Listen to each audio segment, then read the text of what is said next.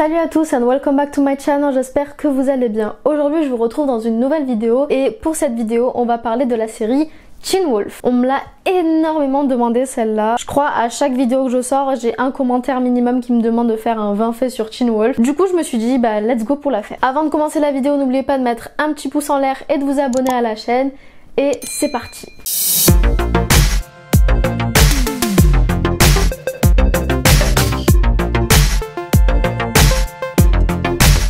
Faut savoir que la plupart des grognements qu'on entend et des cris de loups ne sont pas enregistrés par des vrais loups mais par des gorilles. Plusieurs acteurs ont d'abord choisi de passer des auditions pour d'autres personnages pour finalement jouer un autre personnage. Par exemple, Dylan O'Brien avait à la base été casté pour jouer le rôle de Scott, puis a finalement décidé de jouer le personnage de Styles. I remember when I read the pilot, I was reading it for Scott. That was what my audition was for. But this guy kept cracking me up, named Styles. And I was just like, who's this dude? Is he like older or something or younger? Like, I didn't understand why I didn't have an option, you know, for both of them. And so I called my manager and I said I loved it. I was really into the pilot. And I thought it was really well written and a great script and a great arc, that first episode, you know. But I was like, can I go in for Styles? I just think I'd be a lot better at that. I love him. Pareil pour Charlie Carver qui à la base avait auditionné pour le rôle de Isaac, mais le rôle a finalement été donné à Daniel Sharpman. Faut savoir que Dylan O'Brien, donc celui qui jouait Styles, a énormément improvisé pendant tout le long de la série, notamment avec la phrase Don't be such a sore wolf. Il avait tout simplement oublié sa ligne de texte, du coup il a improvisé celle-là. Yes, I do. Yeah. Maybe, hopefully, yeah.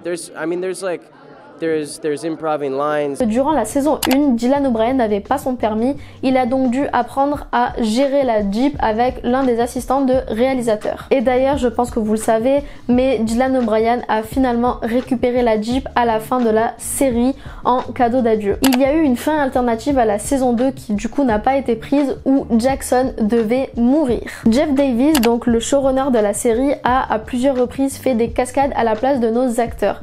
Donc à la place de Dylan O'Brien et de Colton Haynes. On retrouve plusieurs références à des films comme Shining ou Weird Science qui sont les films préférés de Jeff Davis dans la série. Tyler Hoechlin a dit en interview que l'une des scènes les plus compliquées pour lui à tourner était la scène du combat dans l'eau dans la saison 3. Le réel cri de Lydia a été utilisé pendant les premières saisons, donc on a dû demander à l'actrice de réellement crier à plusieurs reprises, puis à un moment donné pour éviter qu'elle se brise les cordes vocales, ils ont tout simplement récupéré les enregistrements des anciens cris pour les nouvelles scènes. Elle a donc fait du playback sur son propre cri. La phrase « Nous protégeons ceux qui ne peuvent pas se protéger eux-mêmes » qui était dite en français, que ce soit dans la version VF ou dans la version VO, était tellement compliquée à dire pour Crystal Reed qu'ils ont dû coller une feuille de papier sur le t-shirt de J.R. Bourne pour qu'elle puisse lire étant donné qu'il était en face d'elle pendant la scène. I couldn't memorize it, so I had to read it.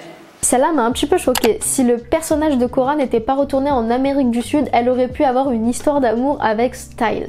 Je vous rappelle que Cora était jouée par Adelaide Kane et franchement j'arrive pas à imaginer Adelaide Kane avec Dylan O'Brien, même dans la série. Et vous? Les acteurs ont eu énormément du mal à prononcer le prénom de Malia parce que même si pour nous en français c'est assez facile à prononcer, en VO c'est un peu plus compliqué étant donné qu'il fallait plus prononcer le lia que le ma. Du coup ils ont dû s'y habituer à un moment donné.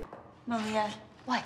Le personnage de Kira aurait dû partir à la fin de la saison 3B, mais les producteurs ont vu qu'il y avait une certaine alchimie entre l'actrice et Tyler Posey, ils ont donc décidé de garder son personnage un peu plus. Mais du coup par la suite c'est elle qui a pris la décision de quitter le tournage de la série. A lot of you guys have been asking about Teen Wolf and what's happening, and I love Kira Yukimura so much. I love the Yukimura family. I loved my experience on Teen Wolf, but unfortunately it looks like we are wrapped up with Kira's storyline and she won't be coming back for season 6. Crystal Reed avait déjà pris la décision de quitter la série en tout début de saison 3, mais elle n'a pas pris elle-même la décision de comment est-ce qu'elle allait quitter la série. Du coup, ce n'est pas elle qui a décidé qu'elle allait mourir pour quitter la série. huge part of the show, always has been since the beginning, and we have yet to film an episode without her, so you know, it's gonna be really bizarre and weird and sad. I'm proud of the character because I think she's been a great character to see grow and change on the show. We made her a villain in season 2, we redeemed her in season 3, so it's with a little bit of sadness and regret that we say goodbye to her. Et en parlant de Crystal Reed, faut savoir que avant de jouer dans Teen Wolf, elle était serveuse dans un bar. Dylan Sprayberry a tout d'abord auditionné pour le rôle de Derek jeune, mais n'a finalement pas été accepté. Et en soi, c'est pas plus mal étant donné que Derek jeune n'apparaît que dans quelques épisodes de la saison, alors que le personnage de Dylan Sprayberry apparaît beaucoup plus. I am the true alpha. I'm the true alpha means I'm better than everyone. I got my powers from sheer determination and passion. Les numéros sur les maillots de lacrosse n'ont pas été choisis pour rien. Par exemple, celui de Kira, qui est le numéro 15, a été choisi car c'est la date de son anniversaire. Pareil pour Scott, qui son numéro est le 11, qui est une référence à la première moto qu'il a eue. Lorsque l'on voit Jackson se transformer en Kanima dans les toutes premières saisons, on voit qu'il n'y a qu'un seul côté de son visage qui est transformé, tout simplement parce que la peau de l'acteur n'a pas supporté la totalité du maquillage. Scott et Styles dans la série ont une bromance assez puissante qu'on adore regarder. Et bien, faut savoir que lors de leur première rencontre, les deux acteurs en ont parlé en interview et Dylan aurait dit « La première chose dont je me rappelle avec Tyler, il arrive et me demande où sont les toilettes. À ce moment-là, je me suis dit « Wow, il est vraiment très à l'aise, c'est tellement badass. » Et du coup, de son côté, Tyler Posey aurait dit « Il avait un t-shirt de la DVS qui est une compagnie de skateboard et j'ai grandi en faisant du skateboard.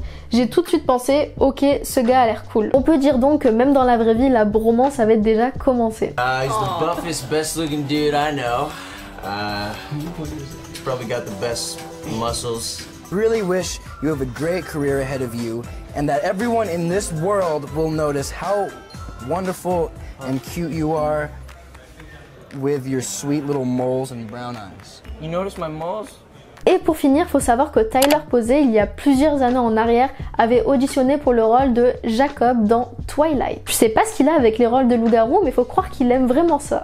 Enfin bref, je vous ai donc donné les 20 faits sur Teen Wolf. J'espère que la vidéo vous a plu, étant donné que vous me l'avez beaucoup demandé. Pour le coup, ça va faire exactement comme The 100. Il y a eu énormément d'anecdotes sur cette série. J'ai dû trier et prendre celle qui m'allait le plus. Mais si vous voulez une partie 2 sur Teen Wolf, ce serait avec plaisir de la faire, étant donné que j'adore cette série et qu'il y a énormément d'anecdotes dessus. Donc n'hésitez pas à me le dire en commentaire si vous voulez une partie 2. N'oubliez pas de mettre un j'aime et de vous abonner à la chaîne.